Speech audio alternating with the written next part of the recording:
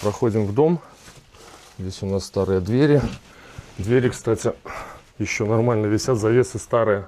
Пакуль хтосьці выстройвае кадр, блогер Ігор Курыовіч ужо вядзе трансляцыю ў соцсетках. Яго аўдыторыя больш за 500 000 чалавек прывыкла бачыць жыццё без прыкрас. І сёння ў іх смартфонах Хойніцкі раён. Першая кропка Апалескі радыацыйны экалагічны запаведнік. Ніякіх страшылак з мінулага, толькі сумленны погляд на тое, як чалавек і прырода навучыліся пераадольваць абмежаванні. Первые впечатления были, когда я еще делал видео, перед тем, как сюда ехать. Все говорили, ну, наверное, там все не убрано, все грязно, там люди, наверное, скорее всего, то есть вообще людей нету.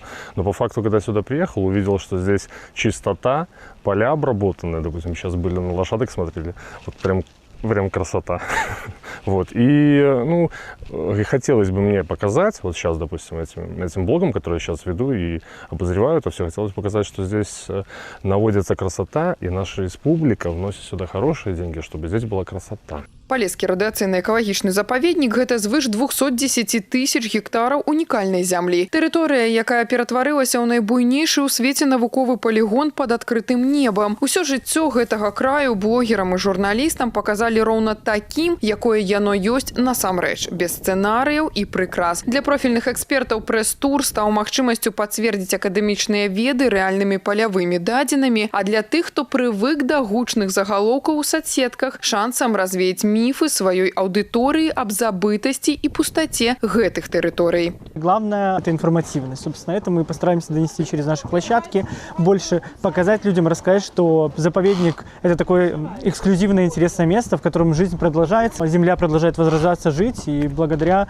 большей части людям, которые здесь работают. Хойніцкая земля сёння – гэта далёка не толькі навуковыя пошукі і запаведныя сцежкі. Тут ведаюць сакрэты вытворчасці якаснага прадукту, які стаў візітнай карткай рэгіёна. У самым цэнтры горада паспяхова працуе завод па вытворчасці сыроў. Прадпрыемства робіць стаўку на экспарт і пастаянныя інавацыі. Геаграфія паставак пашыраецца. Хойніцкія сыры зараз адпраўляюцца да спажыўцоў России, Казахстана, Грузии. В месяц мы выпускаем порядка 300 тонн сыров, из них почти 50% это элитная группа. На данный момент у нас ведется модернизация нашего компрессорного цеха, уже начались работы, да. Вот. И планируется модернизация, вернее, увеличение производственных мощностей по производству сыра. Журналісты і блогеры змаглі папасць у самае патаемнае сэрца вытворчасці. Таксама медыасупольнасці далі магчымасць не толькі на вока ацаніць сырнае багацце, але і на смак. Вкусно.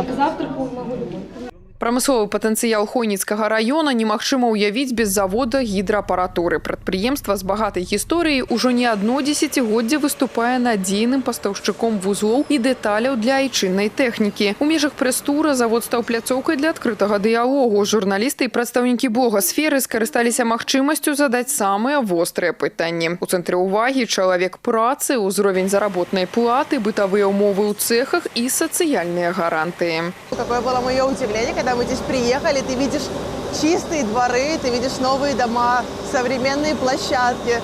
Люди здесь реально живут, достаточно, причем много людей работают. И мне кажется, для молодежи, вот мы сейчас находимся на предприятии, хорошие условия для работы, хорошие соцпакеты предоставляют. И видно, что районом, городом занимаются в целом. 4 дзесяцігоддзі – дастатковы тэрмін, каб змяніць пачуццё трывогі на стваральную энергію. Гомельшчына сёння рэгіён развіцця, дзе кожны новы аб'ект становіцца адказам на пытанні гісторыі. Інфарматыўнасць важней за гучныя загалоўкі. Менавіта таму такія сустрэчы з журналістамі і блогерамі сталі традыцыйнымі. Рэгіёну ёсць чым ганарыцца і дакладна няма што прыхоўваць. Тацяна Піменёнкава, Александр Чарнышевіч, тэлерадыёкампанія «Гомель».